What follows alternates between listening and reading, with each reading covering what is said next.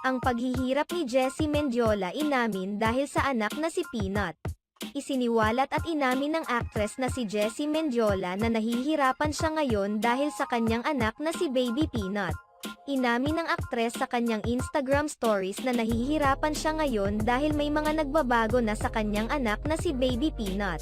Dahil 7 months old na ngayon ang anak ni na Jessie Mendiola at Luis Manzano, nagkakaroon na ito ng mga pagbabago. Halimbawa na lamang nito ay ang pagbabago ng sleeping patterns ng bata. Kamakailan lamang ay ibinahagi ng aktres ang larawan nila ni Baby Peanut kung saan mahimbing na natutulog ang anak.